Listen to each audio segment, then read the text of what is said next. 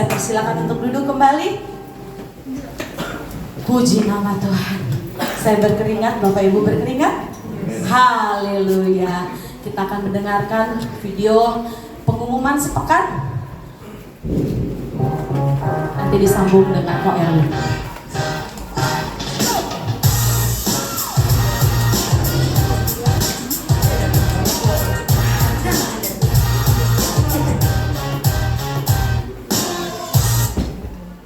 Shalom Jemaat Tuhan.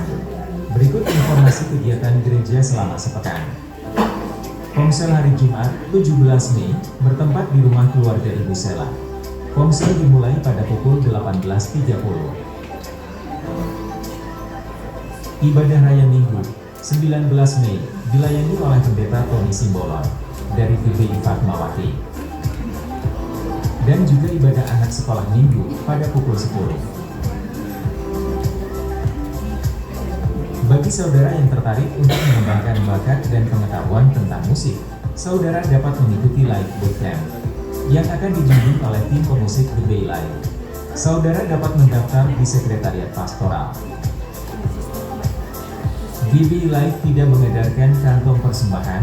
Bagi Bapak Ibu yang diberkati Tuhan, dapat menabur dalam bentuk uang melalui kotak di bawah sesudah ibadah ataupun transfer ke rekening gereja. Tuhan Yesus memberkati. Shalom, semangat baca Alkitab, dekat dengan Tuhan. Kasih tepuk tangan untuk Tuhan Yesus. Nama Tuhan, kita masih bisa berkumpul ya di minggu kedua bulan Mei ini. Semua karena kasih karunia Tuhan yang sangat besar dalam hidup kita. Siapa yang hari ini siap untuk diberkati oleh firman Tuhan? Lambaikan tangannya. Amin. Haleluya, amin. Saudara bisa melihat di layar belakang tampilan bacaan Alkitab minggu kedua bulan Mei. Mari saudara memperhatikan, saya ingin menegaskan beberapa pengumuman. Komsel hari Jumat diadakan di rumah Ibu Sela. Kemudian ibadah raya pada hari Minggu dibawakan oleh Pendeta Tony Simbolon dari GBI Fatmawati 25. Nah, kemudian ini live bootcamp. Ayo, saudara-saudara yang belum mendaftar atau yang ingin daftar bisa segera, karena mulai akan hari Sabtu tanggal 18 Mei. Puji Tuhan, sudah ada 9 orang yang mendaftar. Ayo, tidak perlu malu, mau muda mau tua, namanya kita belajar. Selama masih hidup kita pasti akan terus belajar. Amin. Nanti kalau sudah di Taman Firdaus baru kita hidup dengan amin. Sekian, terima kasih. Tuhan Yesus memberkati.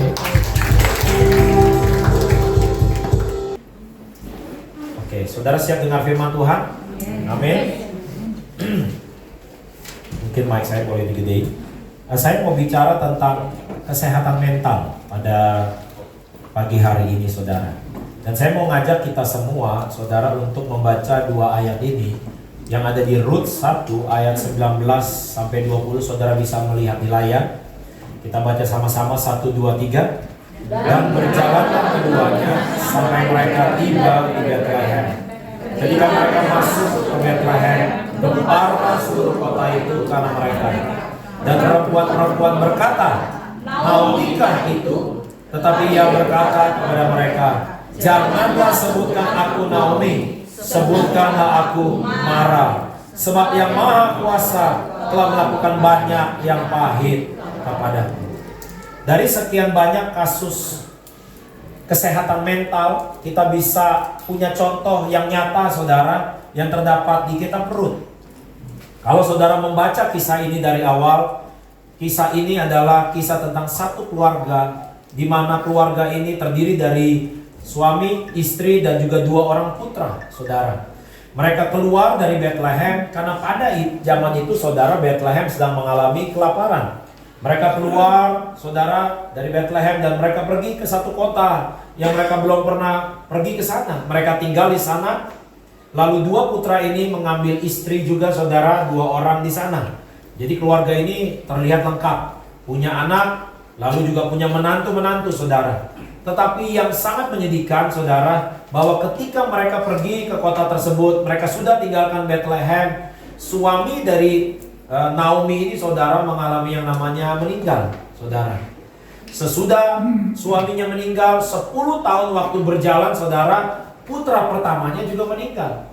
Lalu disambung lagi putra keduanya meninggal, saudara. Sehingga Naomi bukan hanya mengalami 1 kali ditinggal oleh orang yang dia kasihi, tetapi 3 kali, saudara. Kita sama-sama tahu kalau udah 3 kali, sama seperti Bapak Ibu kalau waktu itu mau menyuruh seseorang atau mau nyuruh anaknya makan, biasanya ayo makan, hitung sampai 3. 3 itu seolah-olah saudara perfect. 3 itu seolah-olah lengkap, saudara. Dan ketika Naomi mengalami kehilangan sampai 3 kali, itu yang dinamakan benar-benar kehilangan. Siapa di sini yang pernah punya pengalaman kehilangan? Mungkin saudara bukan kehilangan yang orang dicintai, tapi mungkin saudara kehilangan bisnis, kehilangan pekerjaan, kehilangan uang. Tentu semua kehilangan-kehilangan ini, saudara, akan mengakibatkan kepada saudara yang namanya kesehatan mental. Dan ini terjadi pada Naomi, karena Naomi berkata apa? Waktu dia masuk kota itu, saudara, gempar seluruh kota itu, dan mereka bilang, Naomi kah itu? Lalu Naomi berkata, jangan sebutkan aku Naomi. Karena pada zaman itu, saudara, setiap nama punya artinya, saudara. Naomi itu memiliki arti sweet, saudara, punya arti manis. Ya, sweet princess, ratu yang manis, ratu yang kalau orang melihat bukan hanya mungkin wujudnya manis, tapi manis perkataannya, manis sikapnya, sehingga dia dikenal dan disebut dengan nama Naomi. Tetapi ketika dia bilang, sebutkan aku Mara, Mara ini punya arti air yang pahit, saudara. Waktu dia berkata, jangan sebutkan lagi aku manis, karena kehidupanku tidak semanis nama aku, karena apa yang menjadi sejarahku tidak semanis nama saya, tapi sebutkanlah saya pahit, karena dia kehilangan 3 kali, saudara. Tahukah saudara bahwa jumlah penderita penyakit mental di Indonesia, ini adalah rilis data tahun 2021, saudara, bahwa 50 juta penderita penyakit mental, 20% dari 250 juta penduduk. Artinya 1 dari 5 orang itu terkena penyakit mental, saudara. Bahkan ini adalah gambar masalah kesehatan jiwa di Indonesia. Tahun 2018 yang mengalami gangguan mental emosional jumlahnya 20.480.227 orang. Saya berdoa tidak ada 1 orang pun di sini yang mengalami gangguan mental emosional, saudara. Tapi kalaupun saudara mengalaminya, saya berdoa firman Tuhan ini memberikan kepada saudara kesembuhan. Tahukah saudara, nggak berarti orang yang di rumah sakit jiwa hanya mereka yang sakit jiwa. Orang-orang yang di rumah sakit jiwa adalah orang-orang yang punya gangguan jiwa yang sudah sampai tidak bisa dikendalikan, saudara. Tahukah saudara mana penyakit jiwa yang paling dini? Yang paling dini adalah disebut yang namanya kekhawatiran. Lalu apalagi kecemasan. Lalu apalagi overthinking. Lalu apalagi waktu saudara depresi. Baru-baru ini saya kumpul bersama kawan untuk membahas reuni tahun depan, saudara, reuni SMA. Lalu satu kawan saya bilang begini, gua rasa gua depresi loh. Walaupun mungkin gua belum cek ke psikiater. Saya tanya gimana depresinya? Tahu-tahu tiba-tiba gua marah sama anak gua marah, tiba-tiba marahnya tuh benar-benar marah. Di dalam hati dia bilang begini, kok gua jadi begini ya? Lalu dia berpikir, mungkin gua depresi. Dan tahukah saudara, ini bukan sesuatu yang bisa diremehkan. Kita tahu hari-hari ini, saudara, ya, ada orang yang bunuh diri, ada orang yang membunuh satu keluarganya, ada orang yang akhirnya membunuh anak-anaknya bahkan yang masih kecil. Padahal kalau dibilang dia adalah ayah yang baik, dibilang mungkin keluarga ini keluarga yang bahagia. Bagaimana mungkin hal-hal ini bisa terjadi? Karena ternyata kita nggak tahu mungkin seberapa besar atau seberapa situasi kondisi kesehatan mental kita, saudara. Orang Kristen bisa nggak sakit badannya?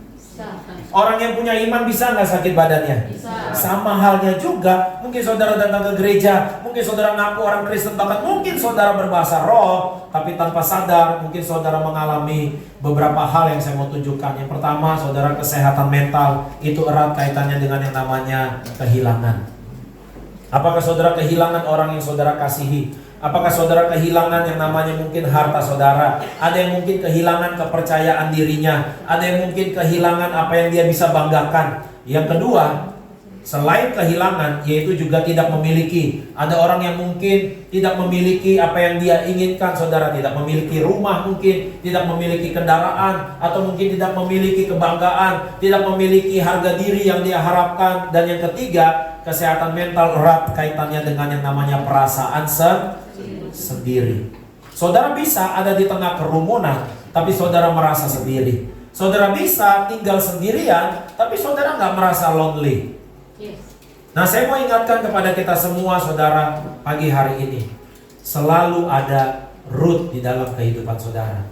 Apa yang terjadi pada Naomi, saudara? Naomi sudah stres, Naomi sudah kehilangan, dia gak lagi memiliki suami, gak lagi memiliki kedua anaknya, saudara. Bahkan gak memiliki lagi hartanya. Padahal awalnya tujuannya bagus, bahwa di Bethlehem mereka kelaparan, saudara. Mereka pergi keluar untuk apa? Supaya dia punya sesuatu, supaya sesuatu itu bisa mengenyangkan mereka. Karena mereka keluar dari tempat yang kelaparan. Tapi bukan tambah punya, malah tambah hilang, saudara. Hilang suami, hilang anak, hilang harta, hilang semuanya. Makanya mereka pikir, kayaknya saya balik aja lagi. Saya balik lagi aja ke Bethlehem. Sama seperti saya pernah share saudara, Bethlehem terdiri dari dua kata Beth dan Lehem. Beth itu rumah, Lehem itu roti. Kalau digabung Bethlehem artinya rumah roti. Pada saat mereka kelaparan, mereka keluar dari rumah roti. Tapi pada saat mereka nggak punya apa-apa, mereka balik lagi ke Bethlehem, ke rumah roti. Yesus lahir di Bethlehem. Yesus berkata, akulah roti yang terpecah bagimu. Saya mau ingatkan kepada kita semua, waktu saudara mengalami gangguan mental, saudara overthinking, saudara anxiety, saudara stres, saudara cemas, saya mau ingatkan, balik ke rumah roti saudara. Pulang ke Bethlehem saudara. Datang sama rumah roti itu, datang dengan sang roti itu, Yesus Kristus Tuhan. Pada saat dia mau pulang ke Bethlehem, Naomi berkata kepada Orpa dan Ruth, kedua menantunya, sudah, anakku sudah gak ada lagi. Dan gak mungkin aku kawin, lalu punya anak, lalu kamu nunggu anak saya sampai besar untuk kamu nikahi. Jadi lebih baik kalian pulang aja ke kampung kalian masing-masing. Mereka bilang gak mau mama, udah kita ikut mama. Lalu Naomi berkata, saya gak punya apa-apa. Saya mau pulang dan nanti saya mati aja di kampung. Udah kalian pulang aja. Singkat cerita, menantunya yang satu namanya Orpa, dia pamitan. Oke mama, peluk-pelukan mereka, tangis-tangisan. Lalu Orpa pergi meninggalkan. Ruth bilang, saya gak mau kemana-mana. Pokoknya bangsamu adalah bangsaku, Allahmu adalah Allahku, kotamu adalah kotaku, hidupmu adalah hidupku. Pokoknya saya gak akan tinggalkan kamu. Di dalam sesusah-susahnya saudara, mungkin gak ada lagi orang yang mendekati saudara, gak ada lagi orang yang menemani saudara. Selalu ada Ruth di dalam kehidupan saudara. Siapa Ruth dalam hal ini? Yesus pernah berjanji, sekali-kali aku tidak akan meninggalkan kau, sekali-kali aku tidak akan membiarkan kau. Bahkan Yesus waktu dia lahir, malaikat Gabriel berkata kepada Maria, maka anak ini akan disebut Immanuel. Immanuel memiliki arti apa? Allah beserta kita. Lalu Ruth mendampingi mama mertuanya saudara, mendampingi Naomi masuk ke Bethlehem. Ruth dengar kata-kata Naomi yang berkata, jangan panggil lagi saya Naomi, panggil saya Mara. Dia diam, dia nggak ngapa-ngapain. Dia cuman ikutin aja Naomi saudara. Di dalam kesedihannya Naomi, Ruth ada di sana. Apa yang Ruth lakukan saudara? Ini yang saudara bisa contoh. Waktu saudara mengalami yang namanya stres, waktu saudara mengalami yang namanya kekhawatiran, waktu saudara rasanya lihat nggak ada masa depan, waktu saudara bingung, mungkin saudara depan orang lain ketawa, tapi dalam hati saudara renyuh. Mungkin saudara Instagramnya kelihatan keren, orang yang sukses, orang yang bahagia, tapi sebetulnya kenyataan di rumah nggak seperti itu. Ini yang saya mau ingatkan kepada saudara. Walaupun saudara belum lihat mujizat, walaupun saudara belum lihat jawaban, saudara lakukan aja seperti yang Ruth lakukan. Apa yang Ruth lakukan? Lakukan yang kecil-kecil setiap hari. Gak usah lakukan yang besar-besar saudara. Lakukan aja yang kecil-kecil. Apa yang Ruth lakukan? Ruth gak punya pengalaman, Ruth gak punya koneksi. Ruth zaman itu juga gak punya saudara kurikulum vitae yang membanggakan. Dia cuma seorang janda, sama seperti mertuanya yang juga adalah janda. Tapi saya mau ingatkan sama kita saudara, selalu saudara punya sesuatu untuk saudara melakukan sesuatu. Apa yang Ruth lakukan? Kalau hari ini Ruth itu punya pekerjaan namanya pemulung. Katakan bersama saya, pemulung. Bukan minta-minta saudara, tapi ngangkutin sampah kalau zaman sekarang. Dia pergi ke sebuah ladang, dia mau ambil jelai-jelai, bulir-bulir gandum. Bukan gandum aslinya, tapi waktu para petani itu ngambil gandum, ada yang jatuh-jatuh. Nah itu yang Ruth ambil, makanya dia bilang, tadi ia berkata, izinkanlah kiranya aku memungut dan mengumpulkan jelai dari antara berkas-berkas jelai ini di belakang penyabit-penyabit. Jadi dia cuma ambil sisa-sisa. Begitulah Ruth datang dan terus sibuk. Katakan bersama saya, sibuk. Bilang kanan kirinya, sibuk. Orang yang punya kesehatan mental itu biasanya yang bengong, saudara. Bengong. Ini gue gimana nanti ya? Gue bagaimana ya? Ntar anak gue gimana ya? Ntar hidup gue gimana ya? Tapi yang Ruth lakukan, ia datang dan terus sibuk dari pagi sampai sekarang, dan seketika pun ia tidak berhenti. Rezeki memang gak kemana, tapi kalau saudara gak kemana-mana, gimana mau dapat rezeki? Coba deh, lakuin yang kecil-kecil. Lakukan yang kecil-kecil. Saya punya kawan, dia cukup terkenal. Ya, awalnya menarik sebetulnya. Dia cuma kumpulin semua bekas makanan dari makanan-makanan siap saji seperti KFC dan McD. Jadi dari sampah-sampah itu dia kumpulin, saudara. Dia bersihin sisa-sisa makanan itu. Dia bersihin, dia kasih ke orang-orang susah. Tapi orang susah itu tahu makanan ini berasal dari mana. Kerjaannya jadi food recycle, daur ulang makanan. Kerjaannya sebetulnya cuma niat untuk bantu orang lain yang susah. Sampai akhirnya gerakan ini menjadi besar, dan akhirnya dia pernah diundang oleh Kick Andy, saudara, di acara Andi Noya. Ternyata dari apa yang dia lakuin ini sekarang menjadi satu bisnis yang lumayan, saudara. Lalu sekarang dia bisnisnya apa, saudara? Dia bisnisnya dari sampah-sampah itu enggak. Jadi sekarang dia sekarang waste management, mengelola limbah-limbah, terutama limbah rumah tangga, sampah-sampah, saudara. Dia mana dia ceritain sama saya, ya nanti dari sini nanti kan muncul tuh ulet-ulet. Nah ulet-ulet itu nanti keluar kotorannya tuh, ya kotorannya kan dilaletin. Semakin nanti kotorannya keluar itu, kotorannya jadi apa? Jadi pupuk. Pupuk nanti yang dijual. Dia cerita sama saya, menarik juga ya. Saya mau ingatkan sama saudara pagi hari ini, lakukan yang kecil-kecil setiap hari. Selalu ada Tuhan bersama saudara. Karena kalau saudara bisa dipercaya dengan perkara kecil, Tuhan akan berikan tanggung jawab dalam perkara yang besar. Coba aja kalau saudara pikir, Pak saya udah usia, saya mau kerja di mana, lakuin aja kecil-kecil. Kecil-kecil apa sih? Mungkin saudara nyapu rumah, habis nyapu rumah nyapu gang. Siapa tahu saudara dapat order kebersihan 1 RW. Saya mau ingatkan kepada kita semua, setiap kita punya modal. Punya modalnya. Saya lihat di antara semua saudara nggak ada yang cacat. Saudara semua masih sehat-sehat. Kebayang nggak saudara kalau jadi Naomi, kesehatan mentalnya seperti apa? Tapi Naomi mau pikirin keadaannya berubah nggak? Naomi stres, keadaannya berubah nggak? Makanya ada satu lagu rohani yang berkata begini, saudara. Buat apa susah itu tak ada gunanya. Bilang kanan kirinya, nggak ada gunanya. Bilang lagi yang baru ngomong, tapi lu masih berguna.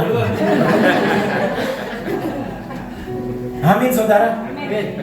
Bu, mau stres laki lu gimana pun, laki lu begitu aja udah.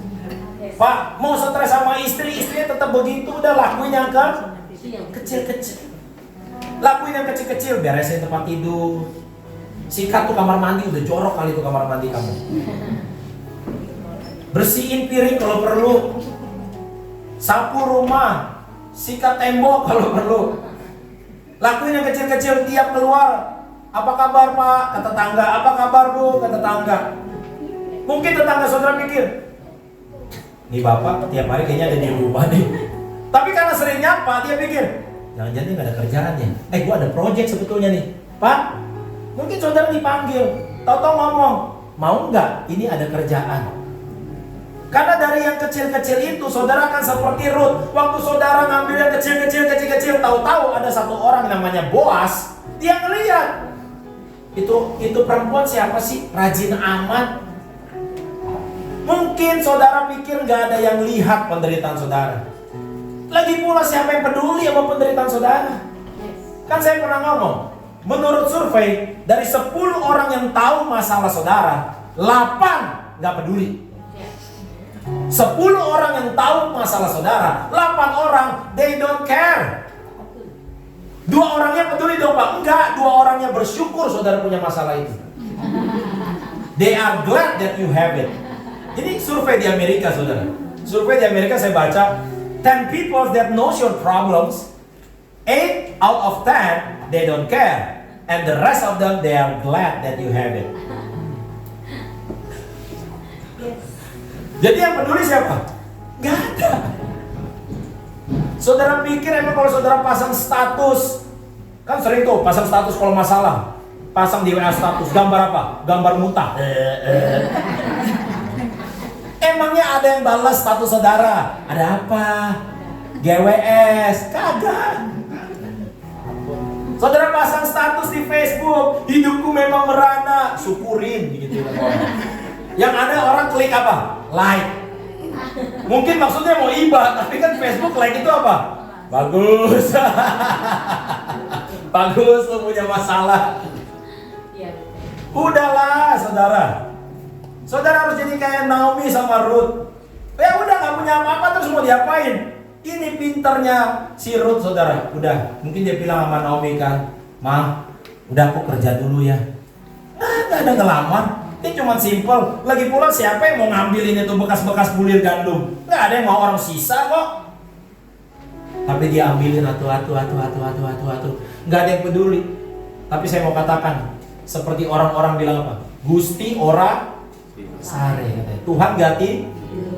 Ada mata-mata orang tertentu yang Tuhan bisa arahkan kepada saudara. Tuh, kayak Boas. Tuh si Ruth rajin loh. Singkat cerita saudara, bisik-bisik si Boas kepada semua pegawainya. Sengaja kamu buangin aja yang bagus-bagus. Kamu harus sengaja buang yang bagus-bagus supaya dia Kita gak pernah tahu saudara bagaimana pertolongan Tuhan. Tapi satu hal yang kita tahu, Tuhan pasti tolong kita. Di akhirnya, ini akhir kisahnya Naomi. Di Rut 4 ayat 13-14. Lalu Boas mengambil Rut dan perempuan itu menjadi apa? Istrinya. Yang pertama, Naomi keluar dari Bethlehem, kehilangan anak, kehilangan suami. Tapi waktu dia kembali ke Bethlehem, lalu Boas mengambil Rut dan perempuan itu menjadi Naomi dapat mantu. Naomi dapat anak laki-laki lagi yang namanya Boas.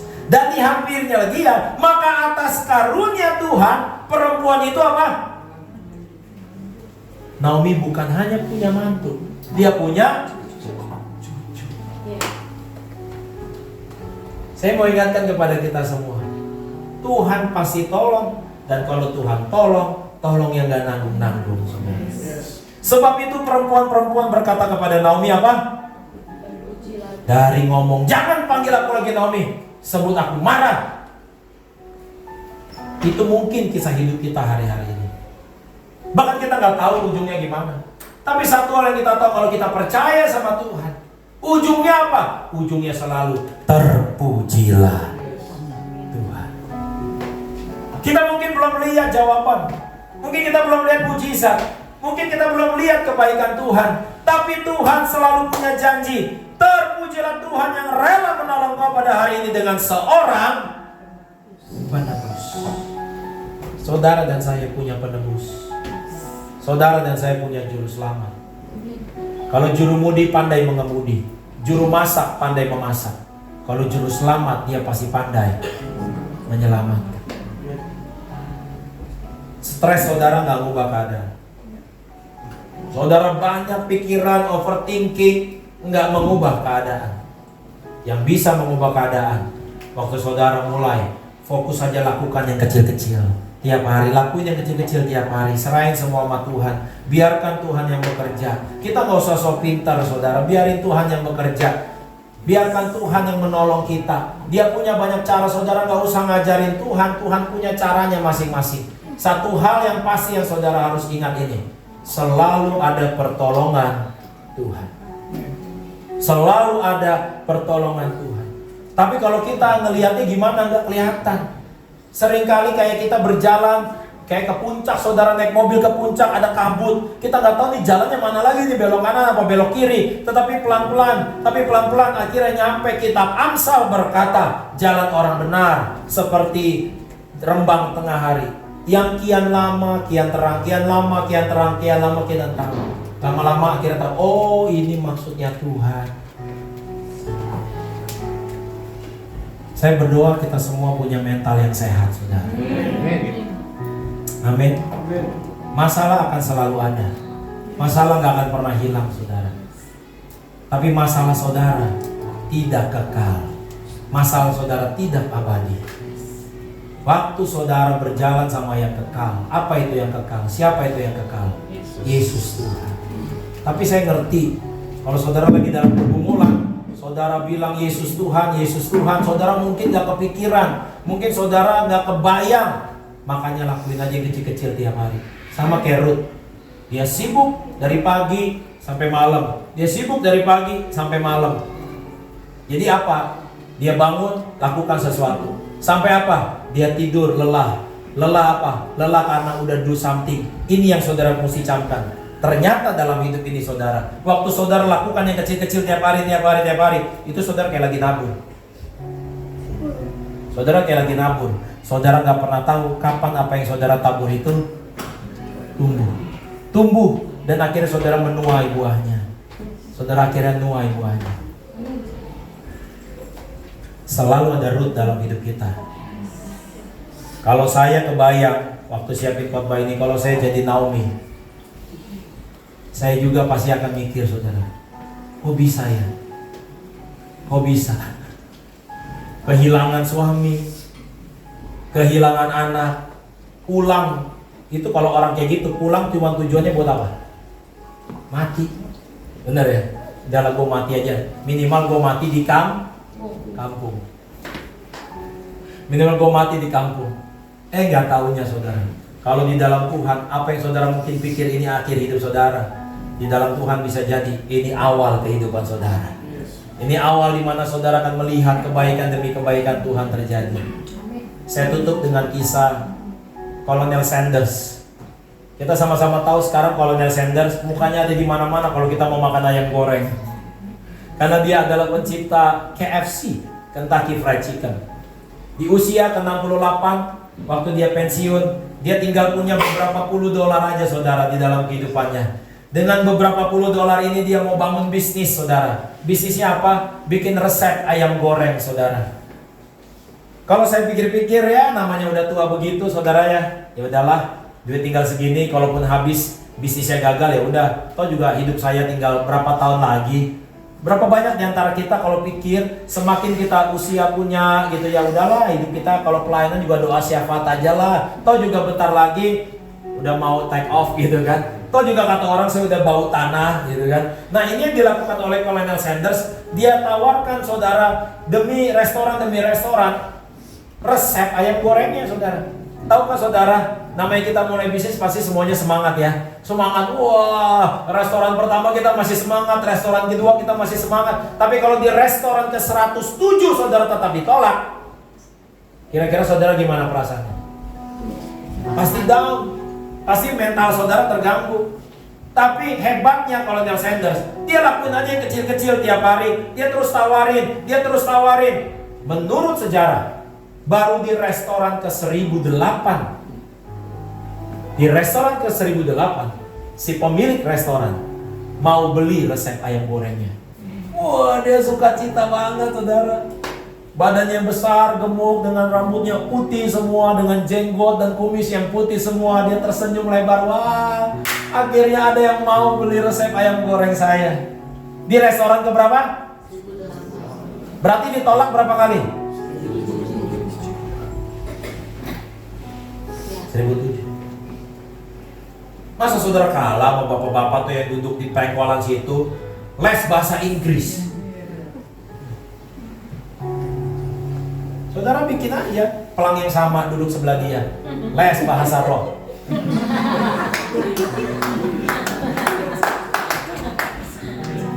Lakukan yang kecil-kecil setiap. Ada Tuhan kok beserta saudara. Saudara gak sendirian. Hari ini kita tahu KFC. Coba dulu. Kebayang gak dia di restoran ke 723? Mungkin dia udah terbiasa dengan suara, sorry ya, maaf ya enggak ya, sorry ya, maaf ya enggak ya. Mungkin itu dia udah dengar berulang-ulang. Mungkin dia mau masuk restoran aja dia udah, paling ini juga enggak, paling ini juga enggak. Tapi terus dia lakuin, saudara. Sampai 1008.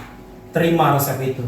Resep itulah yang bikin dia di usia tuanya 80-90an menjadi milioner, saudara. Kalau udah 80-90 saudara punya uang triliunan, saudara gak bau tanah. Saudara baunya Chanel. Saudara baunya Bulgari.